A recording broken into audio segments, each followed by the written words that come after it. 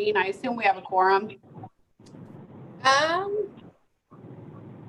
What's the number for a quorum? Well, how many do we have? How many senators? So 1, 2, 3, 4, 5, 6, 7, 8, and then the 3 of us, so 11. What's the number for a quorum? Anybody else hearing the feedback that I am? Yes. So I wonder if that's because I've closed out of YouTube on my computer. Did that make it go away? Seems so. Great. All right. Welcome, everybody. We hope you are doing well. We are all Zooming today on the senator side in order to do our part to mitigate any possible COVID transmission and just to help us get through another 2 weeks before we wrap things up before fall break. So all of your senators are on the Zoom, and then staff, hopefully we've got a good number out there that are watching on the YouTube link.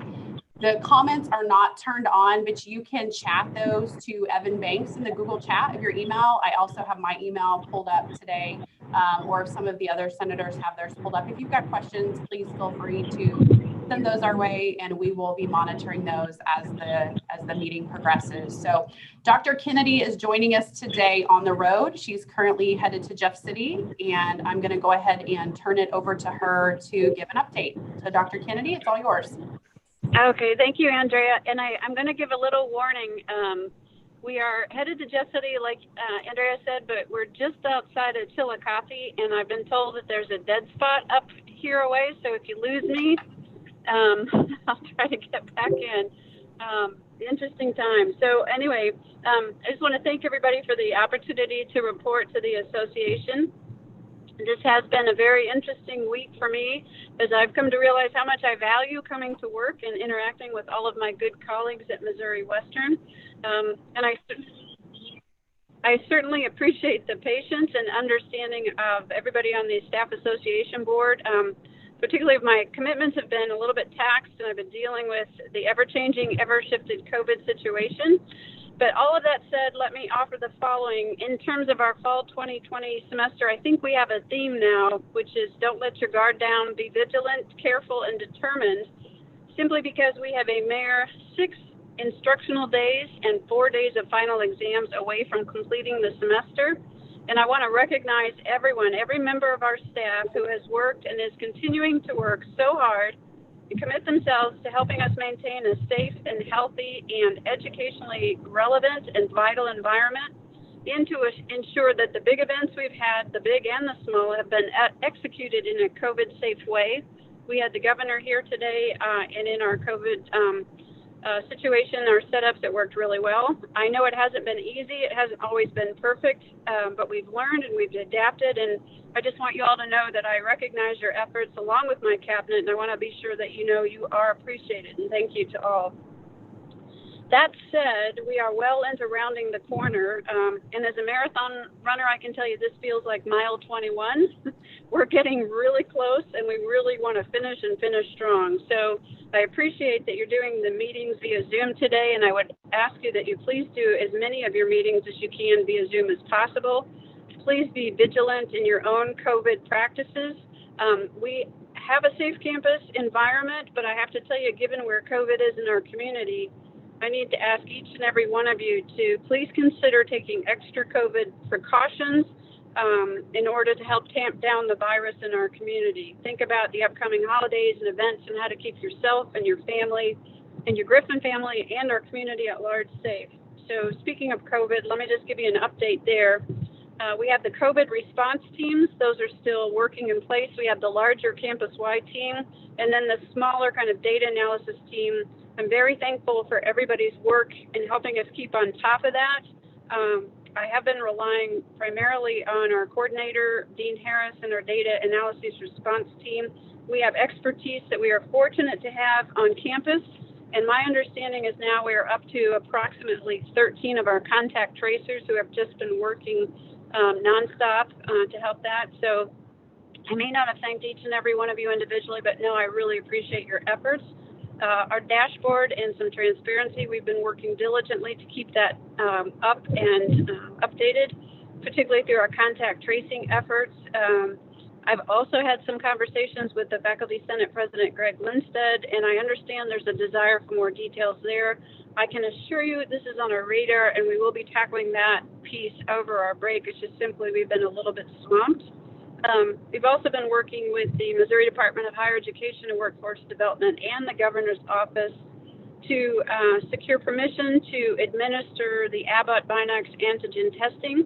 We have gotten approval to receive slightly over 2,000 tests. However, we need to get approved for our testing protocols. And the testing can be done on faculty, staff, and students, but only on symptomatic individuals. So we're not quite sure exactly when the tests are coming, nor when we will have to undergo our process examination. I'm confident we're going to secure that approval, and then we'll execute our plan to get that testing done. I promise details will be forthcoming, and you'll learn about that as soon as those emerge.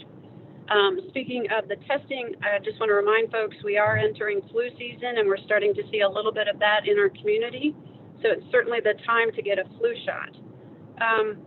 Moving on to spring enrollment.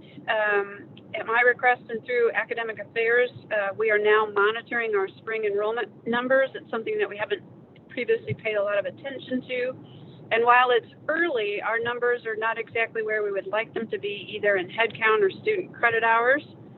So I've kind of taken our phrase, every employee is an educator, and I completely support that, but I'd offer the idea that we need to embrace the concept that every employee is an ambassador.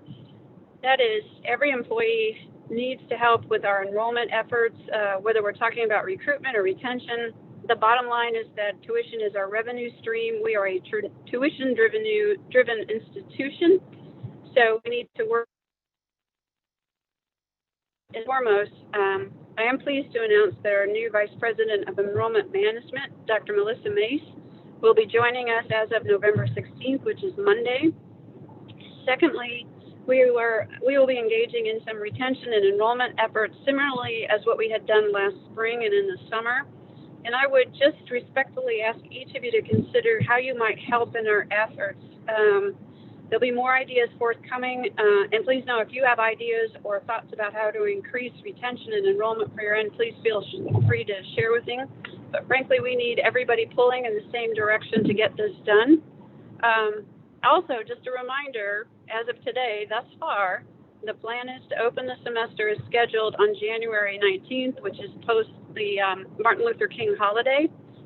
We have moved spring break back slightly in the semester to week 10. It'll be from March 22nd to March 26th. This simply gives us a little bit more time to pivot if there is a COVID need arises. We'll be in a better position to do so. And just as what might be a slight secondary benefit for some folks, it actually does align with the St. Joseph School District with their spring break, at least at this time. So that may be helpful to some of our staff and faculty. And last thing I wanted to mention is I'm continuing to work to build relationships with the community to better promote and engage our university. As Andrea mentioned, I am on the road with Steve Johnston, and we're traveling to Jefferson City. We have some meetings set up with some of our key legislators and their staff, and we have a very full agenda. We're going to be discussing budget and funding for Missouri Western, and to look at what the governor's special session and some of the budget information that was deliberated there. I'm also going to be meeting with our liaison from Kofi and have some more information about how he can help assist in our efforts to promote Missouri Western. I know Daryl's coming on the phone. Our Vice President Morrison will be on the conference call as well. He'll be providing some more information about the budget. So let me just close with this. I know it's been a tough year. I know there have been losses and sacrifices made, and I appreciate it's been very difficult. Please know I really also appreciate your efforts going above and beyond. This has made all the difference in terms of where we are. But know that you have my commitment to keep working as hard as I can and to get us through this. I just want to thank you. And I'll just close with, from my perspective, we'll get through this. There will be better days, and we are all working together towards that reality. So thank you very much. And that concludes my report. Thank you very much, Dr. Kennedy. Are there any questions for her before we turn it over to Dr. Davenport in case we lose Dr. Kennedy on the call? Okay. Thank you very much for your time. Have a safe trip. We hope it's okay. Productive. I'll see you on Friday. Thanks, Andrea. All right. Thanks you. Everyone. Bye-bye. Dr. Davenport, we'll turn it over to you. Well, thanks, and it is good to join you this afternoon. And I can say I did experience working from home, and so that was an interesting week. But I'm back in the office. It's good to be here and see people again. And I want to say thanks for all the work you all are doing, and I appreciate the fact that what we're seeing in terms of our COVID cases on our campus are due, as best as we can tell, not from activities and events on our campus, but from events and activities off campus. So that just tells me that what we are doing has been working. I have said multiple times the safest place to be in St. Joseph right now is on Missouri Western's campus. And I firmly believe that the work that we're all doing, I feel like I'm the hall monitor looking at events and whatnot. Student affairs, of course, we have a lot of student organizations that want to have events. And we are monitoring and ensuring that every single one of those events has appropriate monitors, safety protocols, et cetera. So I hate being the, kind of the institutional nag, if you will, but that's what we're doing, and I can say it's working. I will say that those are those protocols are effective, and so I echo the president's comments. I thank you for the diligence, and it is important that in the last, as we're on the home stretch, we literally can see the end of the semester just around the corner. And our, of course, the numbers, the incidents have gone up, but we have the opportunity to finish strong. I'm going to be communicating out to faculty, essentially encouragement about the end of the semester. As you know, we just had to close Potter Hall because replacing the air handlers in that building, we simply couldn't have enough air circulation to keep it safe there. So rather than risking that becoming essentially a super spreader location, we said we're going to shut it down. Now that put a lot of people into a lot of difficulty, faculty and students in particular. But it's the kind of steps that we are taking just to make sure that we do not have a problem on our campus. And so I'm going to be communicating out to faculty, just a reminder, be ready, because we may have to make some sort of changes in the last couple of weeks of the semester. We are getting students who are now in quarantine or in isolation. And I'm going to talk a little bit with them about the incomplete policy and how that we will want to work with students who may be in quarantine during finals week and are not able to complete their course of study. So thinking about how we can make sure to serve them well, give them enough time getting into the spring semester in order to complete. Going to send out some information about our testing services, and so that if we need to in the spring semester have exams proctored for individual students, we can do that without charge to our students, taking care of them. So it's some of those things that I think are important reminders, and we all play an important role in that. I will also say that our spring enrollment, yes, at this point we are, even though it is a bit early, we are down, and from spring over spring, we are down. And so we need to take some steps to get students registered. I will say last summer, we at one time had a little over 1,000 students who were able to register. In other words, they had no holds on their account, yet had not registered. So we initiated, that personal contact campaign, and a lot of you all were very heavily involved in that, and it worked. A lot of work, but it worked, because at the end, when we actually then removed students' schedules for non-payment and for non-registration, we wound up with about 100 students altogether. So that, and then we had another 40 or so who then re-registered. So we are going to engage in this. I see Derek is on the line. Derek, we're going to look at using an EdSites campaign to text all of our students. I think this is kind of a wonderful thing that we can use our technology to communicate with students in a way that they will more likely listen to us and actually pay attention.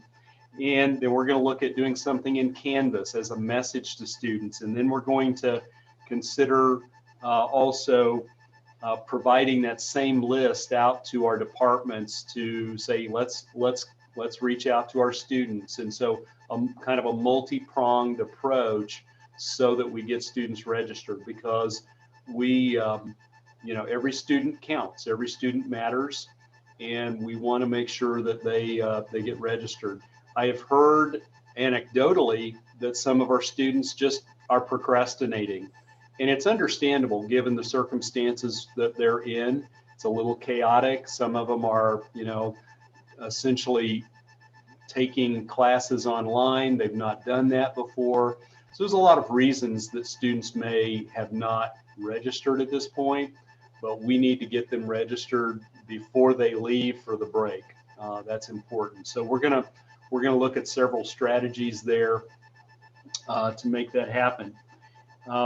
Also want to just update you all that we are the Master Academic Plan and the Academic Program Review team. Both of those teams have been at work. I've reviewed. I've got draft plans from both of them. I'm just really pleased with all the work that's going on.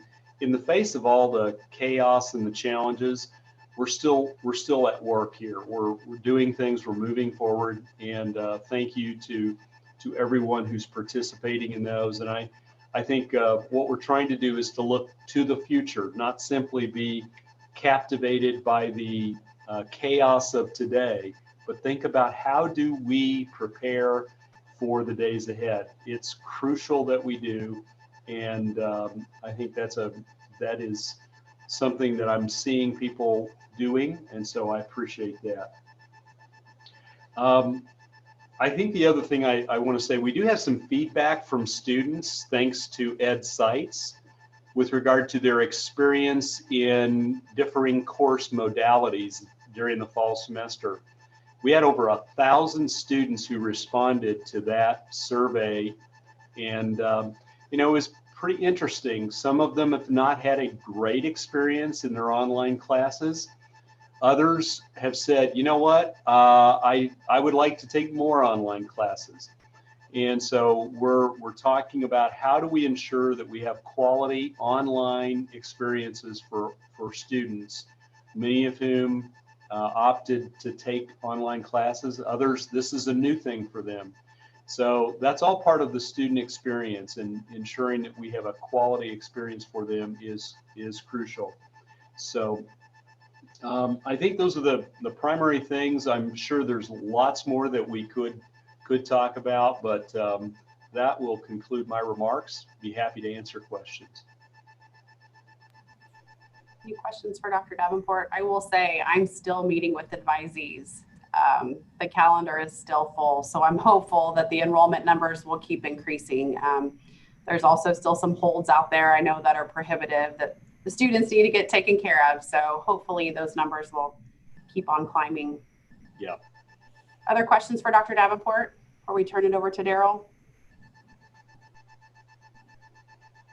All right, Daryl, I think you're on the call. Thank you for joining us. you would like to give us your report, that'd be great.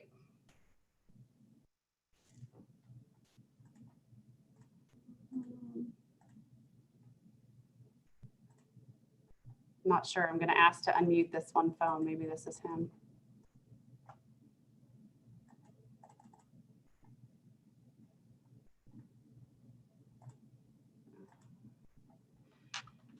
Daryl, if you're speaking, you are muted right now.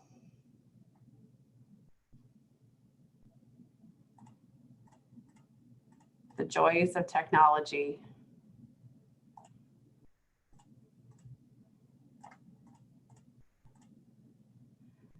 I'm not sure there's anything else I can do on my end. Do we have any other Zoom wizards out there that know what I need to? He told me he was on.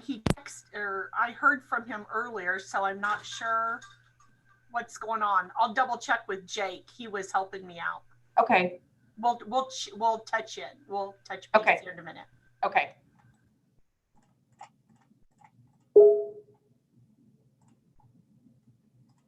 While we sit here and wait, if anybody has questions or conversation around any of the topics that Dr. Davenport brought up, we can take advantage of that time. I just have to say, I've been enamored with Amber's Christmas tree in the background. She was the first one to hop on here, and I thanked her for the joy that she was bringing to the meeting right from the start. Never too soon to celebrate, so thank you.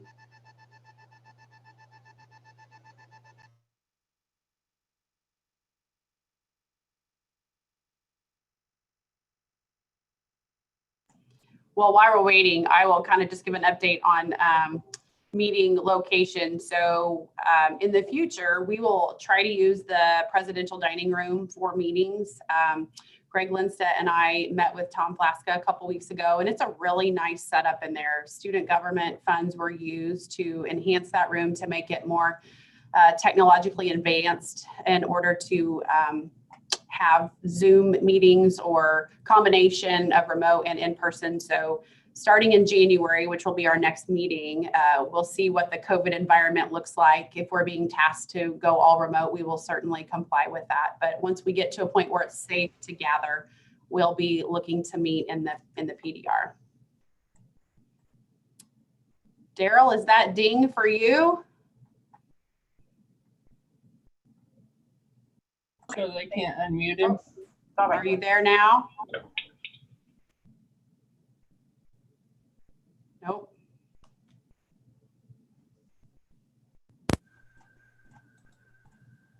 Okay, the next time my family makes fun of me for not being patient, I'm really being patient. Andrea? Yes. Can you hear me? I can. Daryl said he could hear, but so Jake is saying whoever's moderating needs to unmute. I have done that several times. You've done that. Okay. Okay. So I Daryl was going to call back in. Okay. So now maybe you need to, because his number looks like maybe it's showing now. Okay. So let's. Is it the 306 one? Yeah. That one? Yes. So I'm pushing the ask to unmute button and nothing happens. So he's probably not hitting it. Like I'm pushing it over and over. I'll call him. Okay.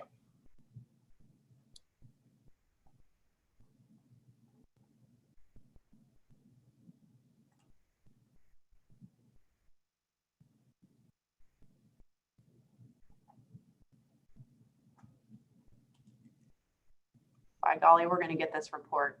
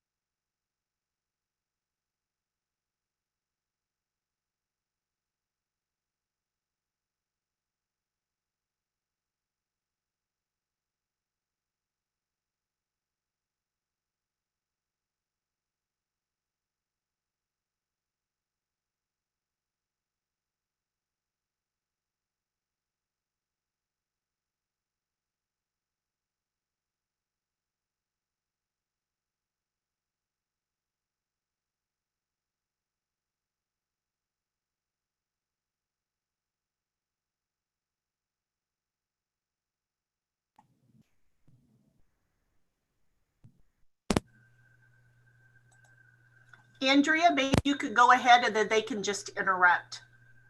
Okay. So that is the end of our administrative reports. And if Daryl's able to get on here, we'll just transition over to him being able to present. Are there any other questions for Dr. Davenport before we let him go about his busy day? All right. Thank you, Dr. Davenport, for your time. Very appreciative. All right, guys. Thanks for hanging through the technological challenges. Do we have a motion or any discussion on the October minutes?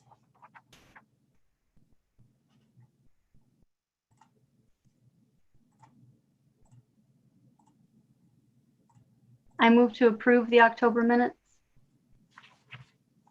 So Amber has moved. Is there a second? I'll second it. Was that Jean? All in favor, say aye. Aye. Or raise your hand, I guess. Aye. All opposed? All right, motion passes. We will move on to committee reports. Daryl, I just want to make sure you're not on here, correct? Okay. So I'm going to present on behalf of Salary and Fringe today for Kathy. This will just be a quick report. Their committee met with the Faculty Salary and Fringe Committee, I believe, last week. Both committees were in agreement that they would have liked to have met with Dr. Kennedy to discuss some issues, in particular, the insurance and benefits and parking, but they are going to hold off because the faculty and staff e-boards have kind of been in conversation around those issues. So they are not going to go for the time being anyway, as representatives directly to Dr. Kennedy unless something changes. So we thank them for them. I know it's been frustrating for that committee, and I certainly understand. And so we'll keep doing what we can as an e-board to share information and get what's needed passed back and forth. Constitution and bylaws. No report this time. Okay. Welcoming.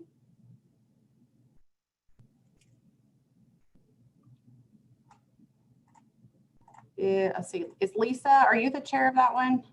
Is that right?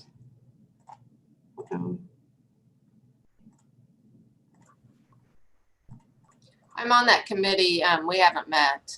Haven't met? Okay, so no report. No report.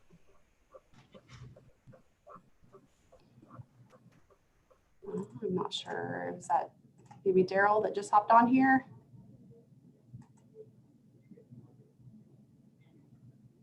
Okay, election.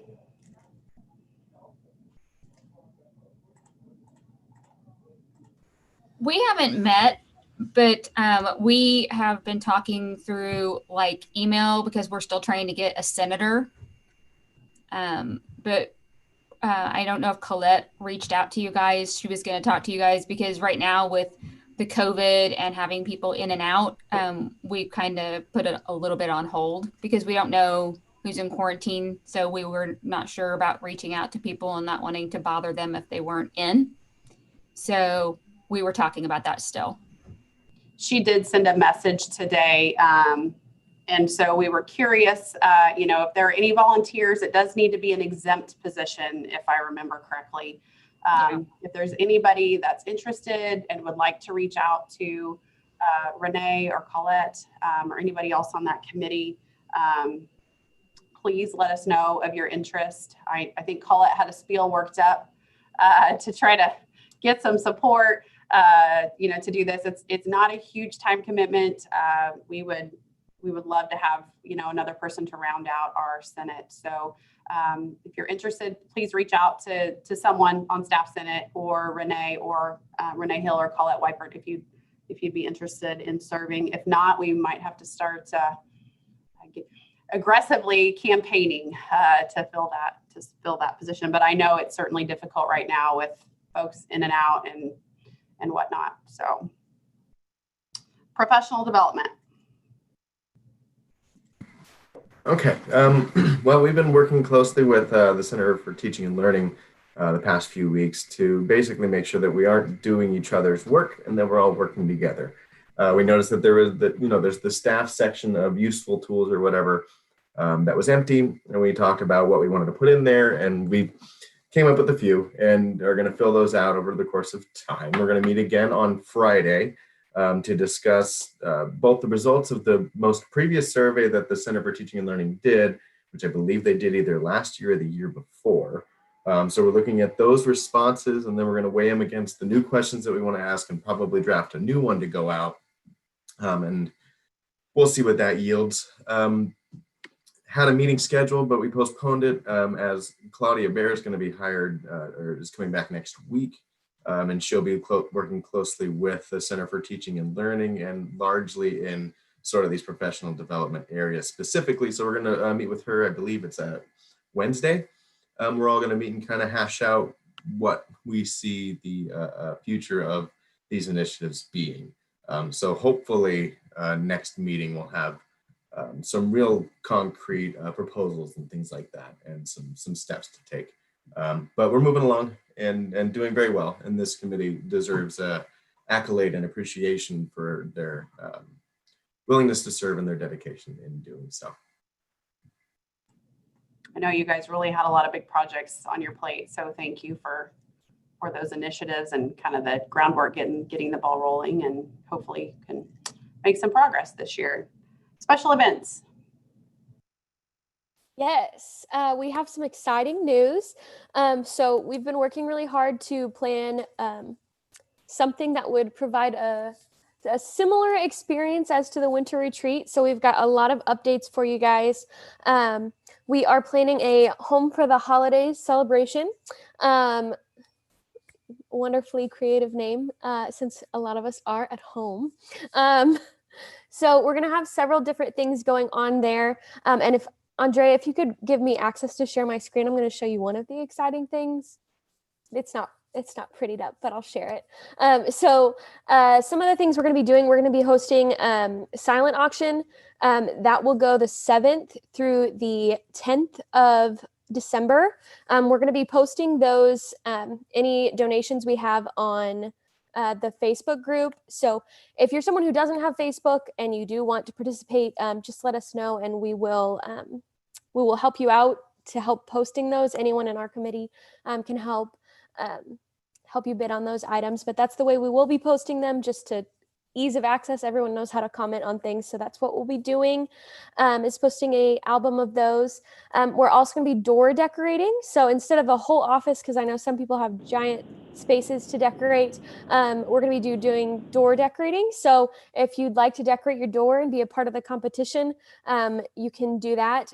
We're going to go around and take pictures of that on December 8th so that we can share them and then have people vote, and we'll have a winner and a prize. And then on the 10th, so it's a Thursday at 1 o'clock, we will be live streaming a trivia, so a holiday trivia similar to last year via Kahoot. So offices or people, you can participate in that trivia. And then we'll also, my most excited part, be doing a live craft, which is where the sharing my screen comes in. Here's a photo of some of the examples of the craft, this tree in the background and these cute little pine cone dealio things. Kendi and Steve will be doing a live presentation of those things. So if you want to get those items beforehand so that you can work with us as we work on those, we will have that. So I'm really excited about all the different opportunities. We are accepting donations for that silent auction now and throughout. We'll be sending out an email with more details, but we're accepting those. All of the donations will go toward our own Griffin family. So for the adopted Griff family, we'll be putting all of the proceeds towards that, since it is such a tough year for everyone. We want to make sure it's giving back to our own and help the Griffin family.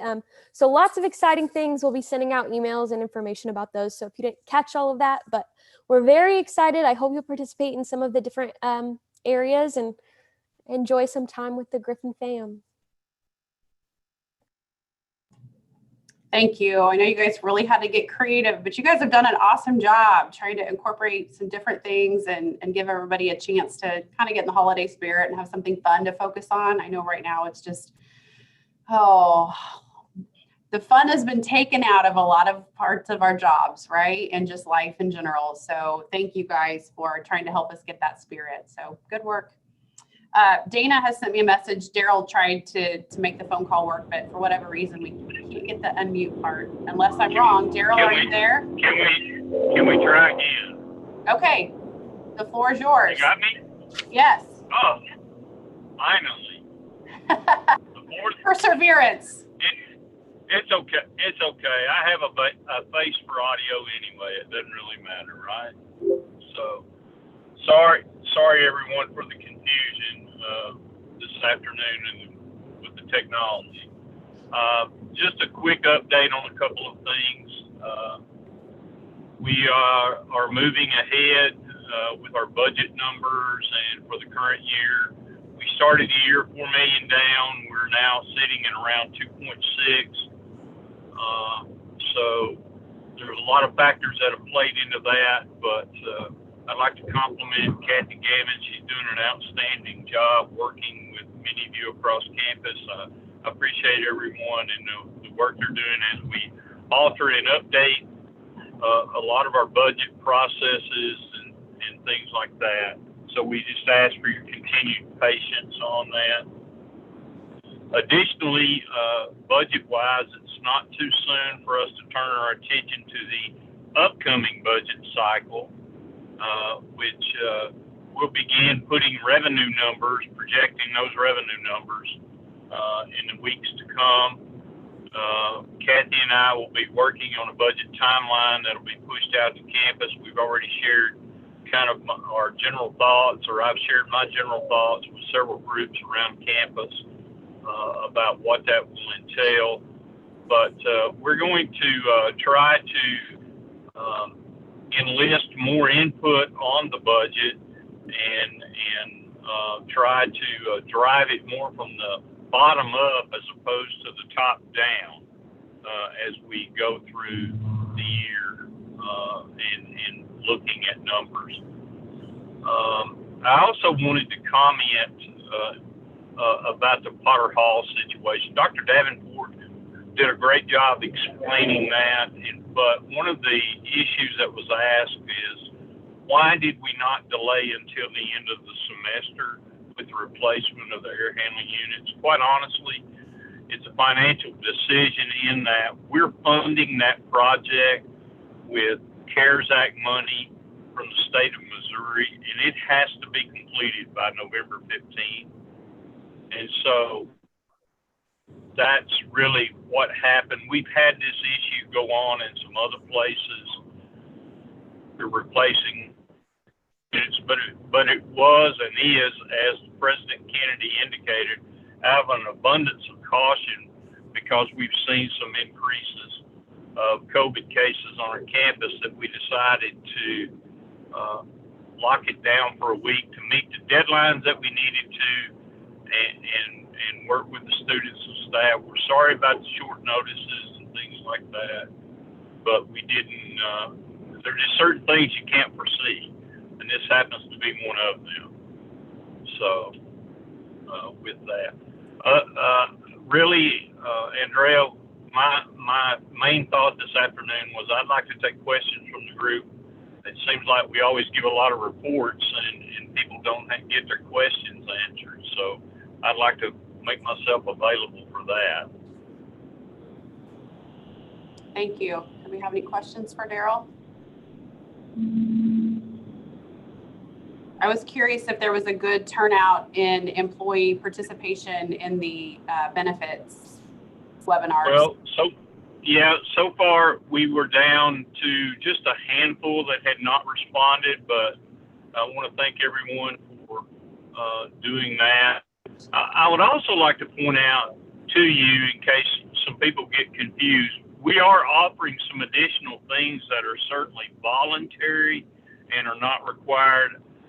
It was reported to me that when they get on with the counselor to talk about their benefits, there seems to be a selling job somewhat going on about some of the additional things that we're offering.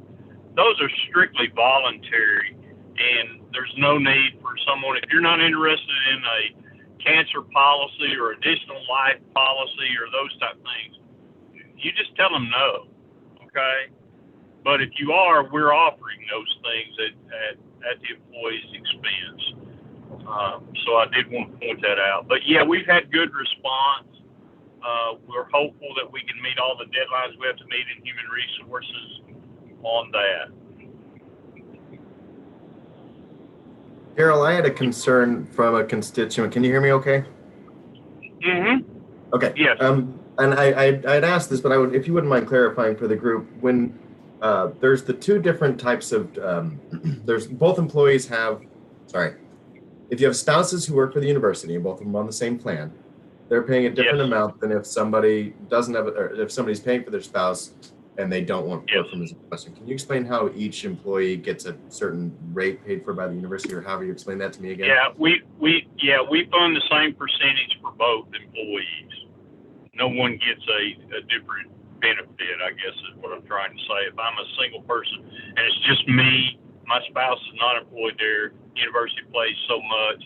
If my spouse were there, they would pay what they would pay towards me and what they would pay towards my spouse. Okay, thank you. Uh-huh. Other questions? Other questions?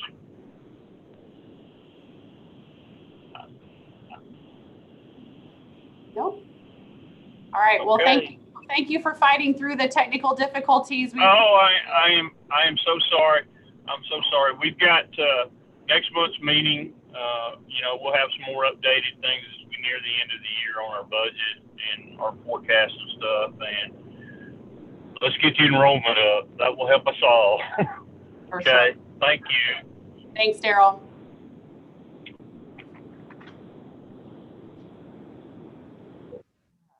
Good. Glad he was able to join. Thank you guys for hanging with us through that. Okay, Advantage Committee.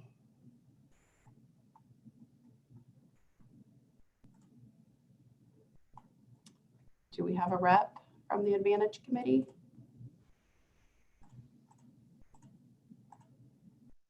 Guessing that's a no. Going once, going twice. I do know, I see we have a lovely box up here outside my office. I believe somebody please interrupt me if they're on the call and wants to take over this.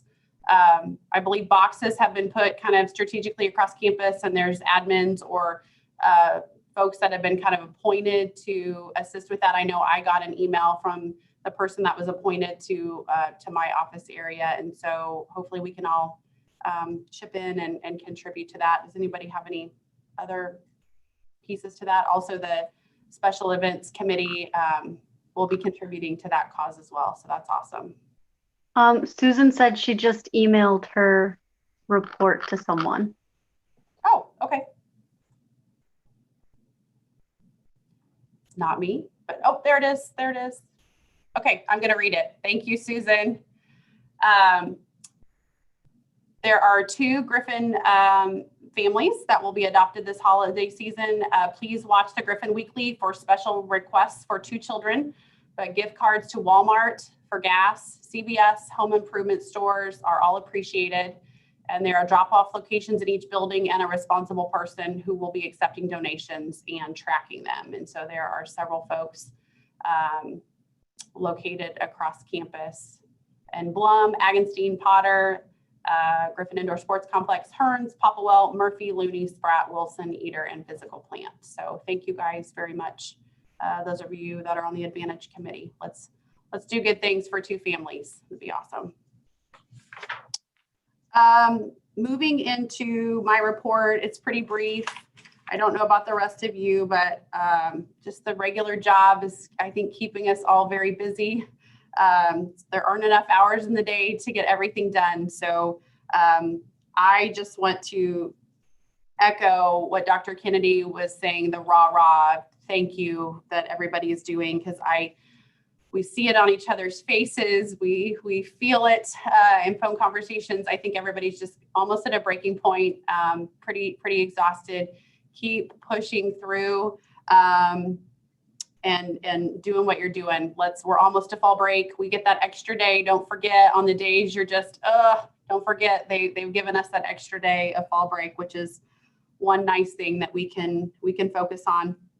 The monthly meeting that the e-board typically has with Dr. Kennedy was supposed to be Monday afternoon, but Dr. Kennedy had to cancel at the last minute to deal with the COVID-related emergencies that, and quite frankly, discussions that were just higher on the priority list, which we certainly understood. So we did not have a chance to meet with her this month.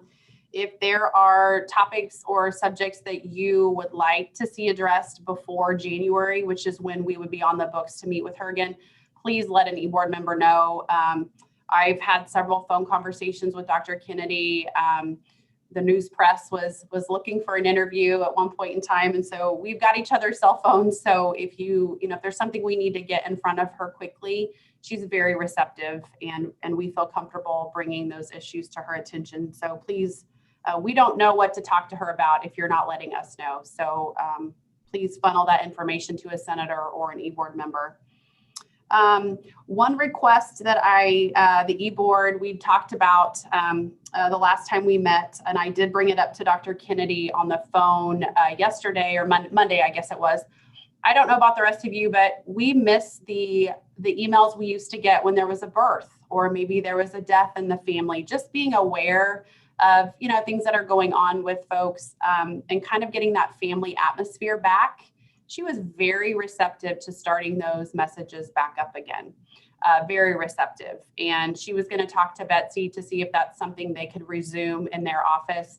We were going to offer on behalf of the staff if we could somehow start pushing that information out, and we were going to work with the faculty if we somehow could take that on or work with HR, whatever our options would be. We just wanted to start a conversation, and she seemed to think that could start back up with her office, and she very much was a proponent of getting that going again. So I hope that will be one step towards kind of getting that family atmosphere back that I think a lot of us have been missing. So that more to come on that.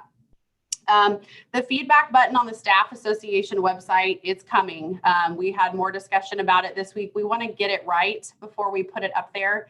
And like I said last time, it's not a means to just vent and complain, but it really truly is a means for the Staff Senate to know what issues, we need to be more aware of. So we're working on the verbiage and how we want to get it put up there. I'm going to work with Krista Beyer on getting that on our website. So that is still ongoing. Just a reminder, the United Way campaign will wrap up at the end of next week. So if you are inclined to want to give a donation, you can go back and search your emails. It's in the Griffin Weekly. There's also a United Way campaign tab on the A to Z index, if that's something that you would like to participate in. And then an update just very quickly from GAC yesterday, topics that were discussed, graduate faculty workload, tweaking the final schedule, the test out policies, and then Dr. Lindstedt is working to redefine institutional committees, and he's also worked with Jean and myself to just kind of get that lined up. It was very well received in GAC to address that and look at that a little bit and try to clean things up. So thank you, Greg, for your work on that. That will be an ongoing process. And I will turn it over to Jean for First Vice President's report. All right. Well, it's short and sweet. I don't have any report. I did attend the GAC with Andrea yesterday, and so that's what we talked about or listened to. The budget is still as it was, so no expenses. So we're still sitting on our budget, and that's it. Any questions? All righty. Thank you, Jean. I know Greg is on the Zoom, but I don't think he had anything specific to report on. So we appreciate him giving his valuable time to participate in our meetings. And I just want to thank him for having open dialogue and really kind of making sure we're in the loop with, initiatives and projects, and just that we both parties have a seat at the table and have a voice with administration. So thank you, Greg, for being someone comfortable to talk to with issues that are going on. Is there other business or open discussion or announcements anybody wants to bring up or throw out? I would like to bring something up. Sure. And so I know you guys just said that you were talking about committee structures. Obviously, we've had a hard time recruiting people for committees and senators and all that. While I agree, yeah, we need to keep encouraging people to be participating and to be involved, our composition of staff has drastically reduced, which means we have a smaller pool from which to pull volunteers. And I believe that might have something to do with why we're struggling to fill these spots. There's just too many spots. I think I counted like 46 out of a staff of 190, maybe 220 on the outside. It's just a lot of people. And I know changing legislation and changing bylaws and changing constitutions is a nightmare. And I don't want to like shuffle work onto people, but I do think that we should put under review our governmental structure because we just don't have the bodies anymore, if that makes any sense. So are you meaning within like staff Senate committees, like reducing the volume of membership? Is that what you're meaning?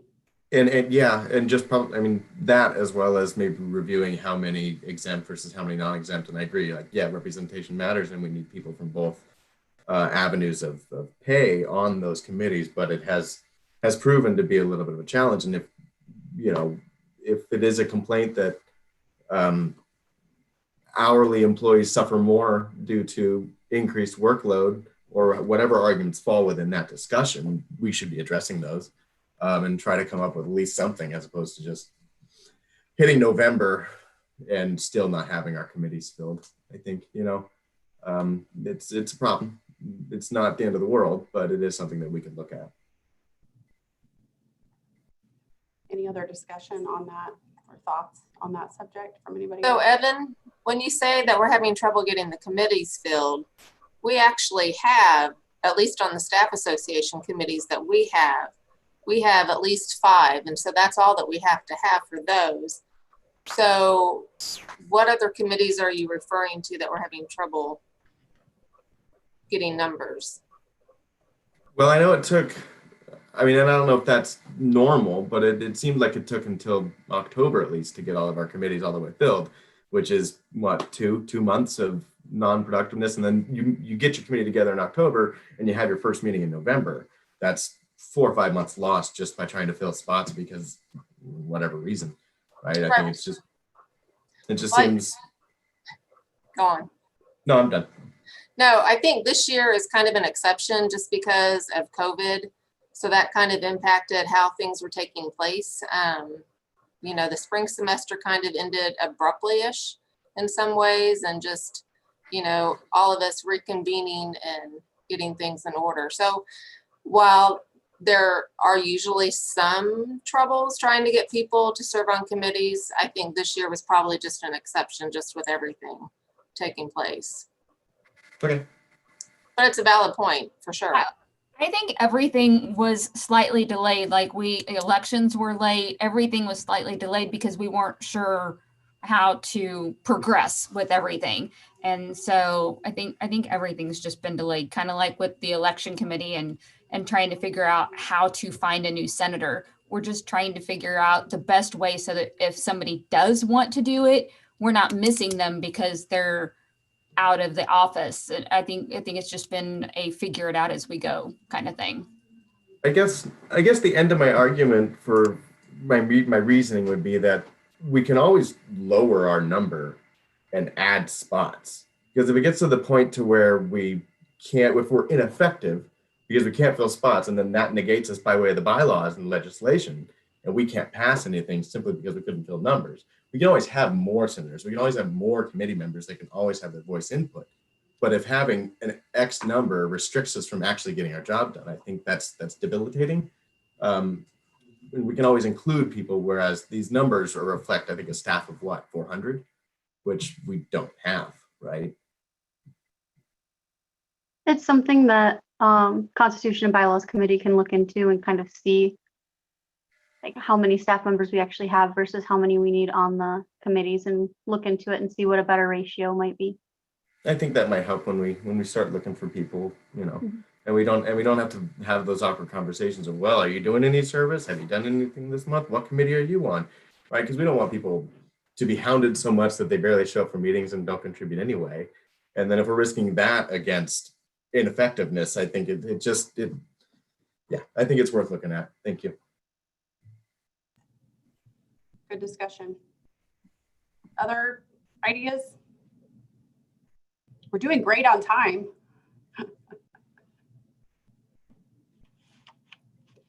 I feel like it's hard in the Zoom. It's just not the same feel as being in an office. And so I've tried to be a little more intentional with my notes of, points to bring up and whatnot, but this is our reality. This is where I think we're going to be for a while. So I just again want to reiterate, you guys, this has been a hard semester. Those of you that work with students, I mean, that's primarily I'm exhausted because they're exhausted and they're a little bit needier, understandably so. We have students that are just dealing with some incredibly difficult situations. They're all going through new times just like we are too. So I know a lot of you are feeling this. Physical plant folks, you're being asked to do so much more with less. Thank you for everything you are doing. Those of you that work in the finances, I can't even imagine what your world is like, and so many others of you. It's just, these are not easy times. I'm thankful to those of you on the Senate that we can come together in whatever ways we can kind of re-energize each other and just help each other stay the course, stay positive. We are definitely all in this together. And I don't just say that as a cliche. I think I'm appreciative of the Special Events Committee for really trying to overcome the environment that we're in and not just throw our hands up in the air and say, oh, COVID, like we do to so many other things. Thank you for kind of persevering through that and really trying to overcome that challenge and give us something to focus on that's fun and different opportunities. That way people can just participate in different manners. So just on behalf of the staff and those of you that are watching on YouTube, we thank you. I don't know about you, but I just keep looking ahead to better times. We are going to get there. We just have to keep being patient and plugging away every day and look forward to the little things. That's kind of how I'm operating right now. So anything else for the good of the order? If I could have a motion to adjourn the meeting. Kathy has her hand up in the. Kathy, you have your hand raised. Oh, thank you. Did that just pop on? Me, Kathy? Sorry, Kathy Bryson. Oh, okay. Thank you, Derek. The lovely Brady Bunch. Oh, I did have something funny to share at the end of the meeting. Can you guys see this? I hadn't seen this one and I just thought, well, let's laugh at something. I've encountered some of these in some of the Zoom meetings I've been part of. So whatever we can do to keep laughing, guys. Okay, I'm seeing some muted laughter. Thank you for humoring me. Thanks, guys. Appreciate it. That's a good one. Yeah. I tried to find videos. They were too long. I'd have lost your interest by then. All right. I think I experienced all of those. All right. Do we have a motion to adjourn the meeting? Motion to adjourn. I second. Who was the first? Renee? Was that Renee followed by Kathy? All right. All in favor? Aye. Aye. Aye. All right. Thank you, everybody. All right. Have a good one. Bye.